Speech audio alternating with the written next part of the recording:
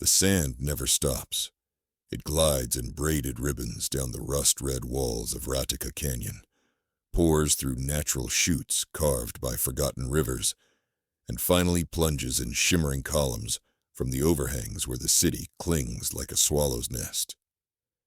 Every grain that falls lands on the vanes of the gravity turbines, each vane a half-moon of quartz-hardened bronze.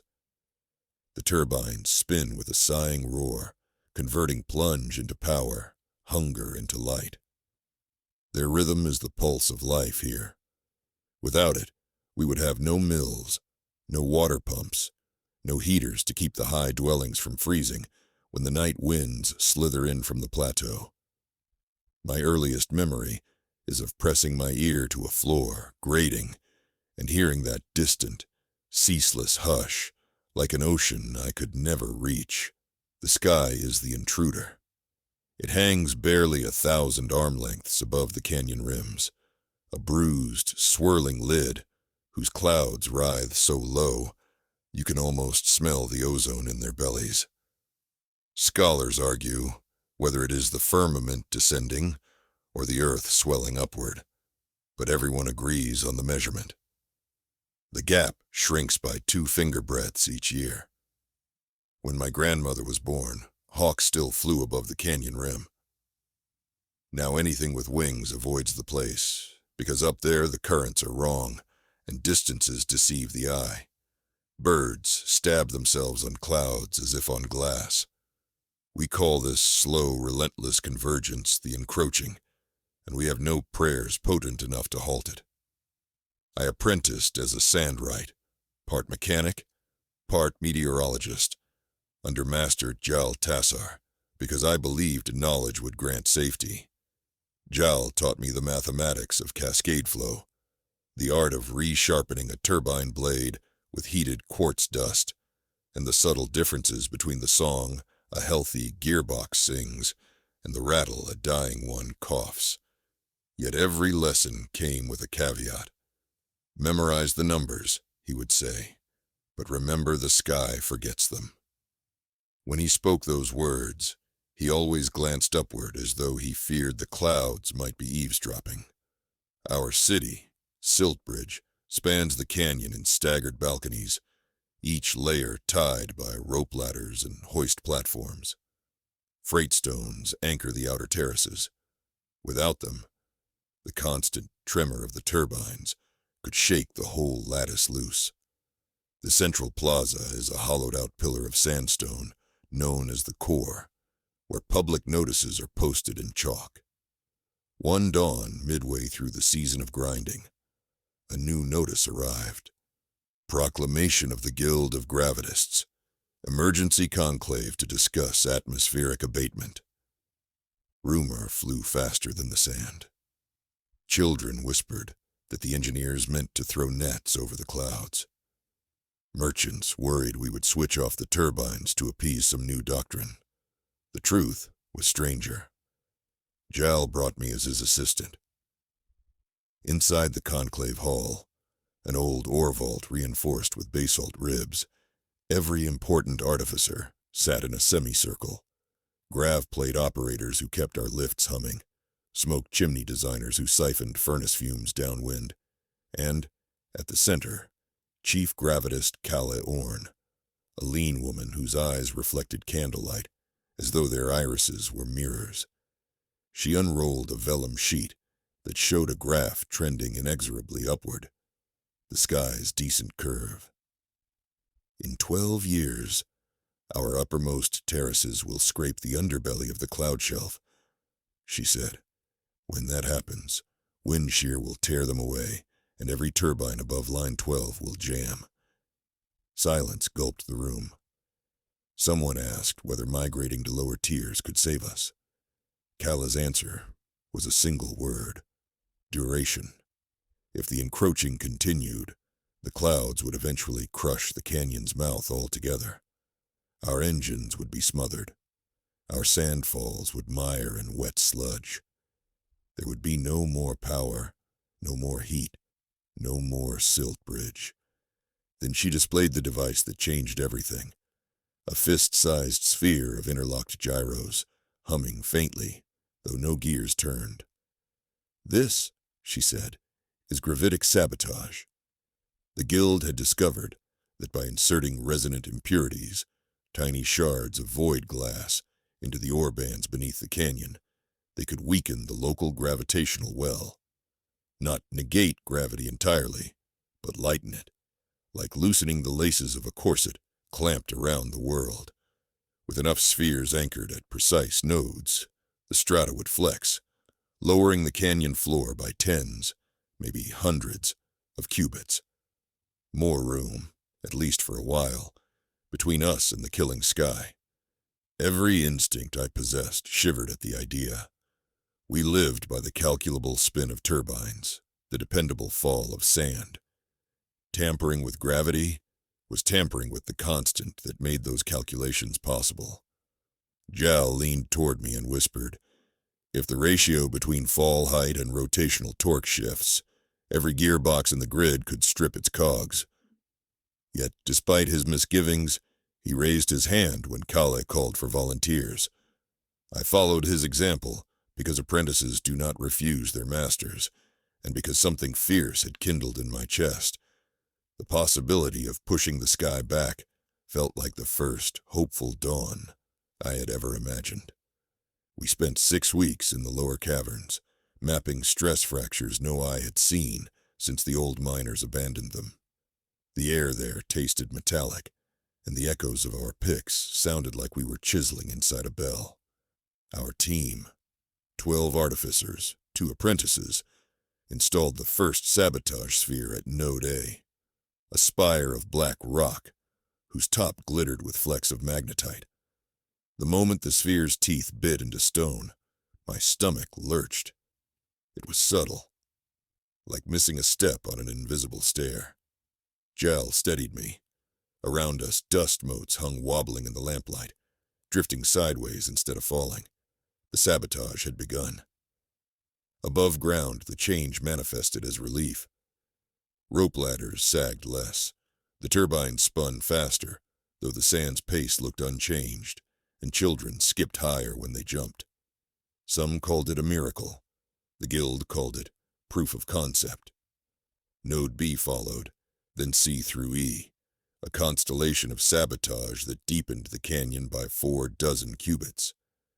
The encroaching paused. For the first time in living memory, the gap between rim and cloud widened, slightly, but undeniably. Bells rang from the core. Merchants hung streamers of mica that glittered like shy stars, celebrating our borrowed space. But every bargain has a second page written in ink you cannot read until it turns to blood. By the 20th day after Node E, the turbines began to scream. Their axles, designed for a certain load, now spun beyond safe tolerance. Bearings scorched, blades warped. Worse, the sandfalls themselves thinned. Less gravity meant the grains descended slower, veered sideways on stray drafts, and sometimes never reached the veins at all, caught mid-air in languid eddies. Our power dwindled. Nightlights flickered. Workshops shut their hearths early. Mothers cursed the Guild for trading one doom for another. Kale convened a second conclave. This time the hall brimmed with angry voices. A coalsmith accused her of hubris. A ropemonger demanded compensation for slackened lines that now knotted unpredictably. Kale stood iron straight. "We expect a deviation," she said. "We can recalibrate the turbines with adjustable gearing. What matters is stalling the sky." Yet recalibration required time, parts, and above all energy we were fast losing. Jal argued that solving a problem by birthing a hungrier problem was folly. Sabotage should cease until the grid was stabilized. Kala's lips thinned. "Pausing means surrender," she said. "The clouds will advance again the moment the ore heals." The hall divided into factions, and nothing was decided. That night, stormlight pulsed along the cloud shelf. Forked lightning stabbed so low, I saw it split a cedar on the canyon rim. Those who still doubted the sky's threat awakened to its brutal sermon. In the morning, we found Node C cracked, hairline, radiant fractures spiderwebbed the sabotage sphere and crept outward along the rock. The void glass shards were disintegrating under stress. Calla suspected the storm's electromagnetic surge had resonated with the impurities, exaggerating their effect. If another storm followed, the canyon floor could drop unevenly, twisting the strata like cloth, ripping open any tunnel, any dwelling unlucky enough to straddle a fault. Urgency forged new alliances. Jal and I joined Calla's inner crew to implement the counter-weighted grid, a plan to fit each major turbine with dynamic clutch wheels.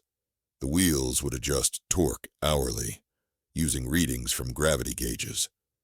We had 3 days before the next forecasted storm. Supplies were scarce.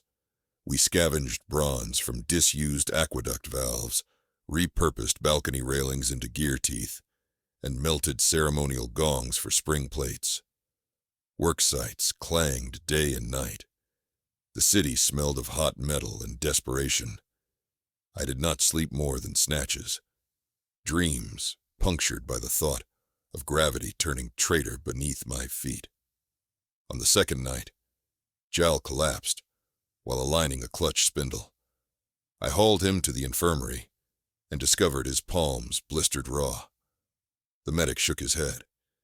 He needs rest or he'll shake apart like those turbines. Jal awoke long enough to grip my sleeve. "Finish the grid," he rasped. "Make the engines sing new notes." His faith in me felt heavier than any oar. Dawn of the third day arrived thick with lavender haze. We were still missing 8 spring plates. Calla proposed commandeering the Belle Carillon in the core. Copper would substitute, though not ideal. The Council of Elders refused, citing heritage law. So we acted without their blessing. Guided by torchlight, we dismantled the Belle's inner casings, careful to leave the exteriors so the Elders could pretend nothing had changed. Theft for survival, I told myself, as I hammered the last plate into place on Turbine 3. When the clutch engaged, the whole assembly shuddered, whined, then settled into a steady hum. A new note indeed, lower, slower, sustainable. We finished minutes before the storm's leading winds howled along the rim, flinging sand like shards of amber glass. Lightning returned, harsher than before. I watched from a service balcony as blue forks lashed the cloud bellies. For a breathless instant, I wondered if the sky itself screamed. Beneath us, the sabotage nodes absorbed the surge. Tremors raced through stone, like fever down a spine. Gauges in the control shed jittered wildly, then steadied. The clutch wheels caught surplus spin, relayed it through auxiliary shafts, and the grid held. From every terrace emerged witnesses who stared upward to see the gap between rim and cloud. Was it growing? It was. The sabotage worked, moderated by our new gearings. The sky, prodded by our defiance, retreated another few cubits. Celebration was brief. Node D imploded 2 hours after the storm's climax. The void glass there had over-attenuated gravity until rock became brittle. A section of lower cavern roof dropped, sealing 3 miners inside forever. We could feel their echoing demise in the tremor that followed, a muffled thump, a sudden silence. When I told Jal, tears cut muddy tracks through oil smeared on his face. "How many more sacrifices before we call it victory?" he asked. Calla's answer was numbers. 1 more ring of sabotage nodes, deeper still. She believed that by distributing the stress across multiple layers, we could avoid catastrophic singular failures. Jal objected, citing the fatalities. They argued until the guild hall echoed like a forge. I listened, caught between them.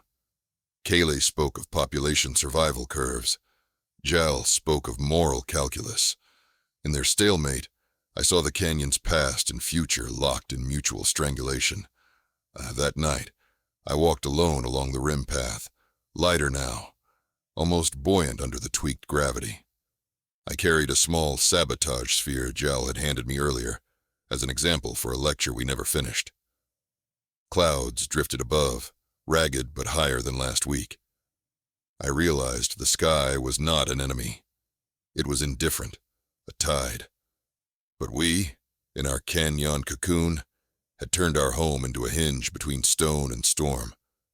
I thought about the miners entombed, the turbines reborn, the bells gutted, every gain carved from the bones of something precious. When I returned, I sought Kala and Jal together, and pleaded for a compromise. Complete the second ring of sabotage, but simultaneously develop reverse spheres, devices that could reinforce gravity locally, like stitches in torn fabric. If a node began to crack, we could seal it before collapse. Jal saw merit. Kala saw delay. Yet she conceded we could prototype while excavating new shafts. 3 days, she stipulated. If you cannot perfect your stitches by then, we proceed without them. Her eyes, reflective as ever, held a shadow I could not name. We bent ourselves to the task. The reverse sphere required denser ore and resonators tuned to the harmonic opposite of void glass. We tried magnetite cores, then packed them with crushed basalt tempered in electrically charged brine. The first prototype crumpled like soggy parchment when activated. The second spun out of its cradle, shearing a workbench in half. Time bled. On the final dawn, we had one functioning model, and no certainty it would hold under storm conditions. Kala prepared to dispatch digging teams for the deeper sabotage. Jal placed our lone stitcher sphere in her hands. "Insurance," he said. She weighed it, then slipped it into her satchel without comment. I joined the excavation crew, descending to Node F depth. We rappelled through shafts where the air turned syrupy, and luminous fungi pulsed violet. The deeper we went, the less I felt my own weight, as though my body were a lantern loosed from its hook. At the designated strata, Kala chose a column of schist, shot through with silver seams. As drills bit, a resonant moan rippled outward. Instruments jittered. Gravity there was already thin, flexing beneath us. Kala's face lit with awe. "We found a natural node," she murmured, "a place begging to be unbound." She positioned the sabotage sphere. Before she could seal the clamps, a quake shuddered up the column. The schist's silver seams cracked, venting a gust of powdered mica. Our straps lifted from shoulders, a sign that gravity was slipping faster than forecasts. Kayla reached for the clamps again. I felt a cold certainty. If we engaged that sphere, the column would shear and the canyon floor above, the district where Jal lay resting, would drop. I shouted a warning. Kayla hesitated a heartbeat too long. Another tremor flung her against the wall, and the sphere rolled, humming, toward the fissure. I dove, catching the sphere before it lodged. Half my body floated, weightless, my toes barely brushing stone. Kayla pulled herself upright, eyes blazing. "We finished the job," she said. "One death today prevents thousands tomorrow." I thought of Jal, of miners sealed behind rubble, of children chasing ash butterflies in terraces newly bright with false hope. I thought of the stitcher sphere in her satchel. "Stabilize first," I countered. "Then sabotage." She shook her head. Decision crystallized. I triggered the clamp on the stitcher sphere and slammed it against the schist. Its resonance thrummed deep, bone low, like the note of a buried gong. Gravity thickened. Dust rained instead of drifted. The fissure's edges knitted, silver seams aligning. Kala's astonishment flickered to fury. She advanced, and in her raised hand I saw the sabotage sphere meant for this node. "I won't let you waste our window," she hissed. "You won't kill the city to save it," I answered. We stood in gravity's contested field, spheres pulsing with opposite intent. Around us, the rock moaned like something alive and confused by contradicting instructions. If the harmonics collided uncontrolled, both devices would rupture. I remembered Jal's blistered hands guiding mine across blueprints, teaching balance. I lessened pressure on the stitcher's clamp, reducing its output to a bare hum. The rock creaked but held. "We can tune them," I said quietly. "Alternate pulses like call and response. Loosen, tighten, but never tear." Kala's eyes gleamed, calculating, tempted. Engineers live for impossible equations. Slowly, she adjusted her sphere's frequency, staggering it half a beat behind mine. Waves overlapped without interference, weaving a layered rhythm. The schist's inner seams shimmered, but remained intact. Instruments showed gravity, oscillating within safe bounds. A gentle breath, rather than a violent gasp. We ascended to the surface hours later, to find the sky higher still, the turbines stabilized, and Jal awake, waiting. He listened as I recounted the events, voice hoarse from cavern dust. "A weave," he said, smiling despite exhaustion. "The canyon is a loom, and we learned to play its tension." Kala nodded acknowledgement. No triumph, just wary respect. In the months that followed, we installed paired nodes, sabotage and stitcher, throughout the strata, forming a lattice that flexed like the web of a patient spider. The encroaching slowed to almost nothing. Turbines thrummed at balanced speeds. Children learned new games. They would leap from terrace edges, trusting the softened gravity to cradle their descents, then land where sand devils twirled like golden ghosts. We never declared victory, for the sky still watched, clouds roiling with secrets. Yet we carved a breathing space, wide enough for songs, for gardens terraced along the canyon's shadowed sides, for bells whose tones, though softer without their original guts, rang truer somehow. Notes tempered by compromise. I visit Jal often at the upper works, where he oversees adaptive gear trains. Sometimes Kala joins us, her gaze measuring both horizon and depth, always scribing new possibilities in her quicksilver mind. People ask whether I fear the day the sky resumes its descent. I tell them fear is simply another weight, and we are learning how to set weights into motion, how to trade drop for rise, hush for hum, loss for life. The sand still falls, eternal as breath, but now it follows rhythms we composed, a canyon symphony conducted by hands that dared to sabotage gravity, and then, wiser, taught it how to dance.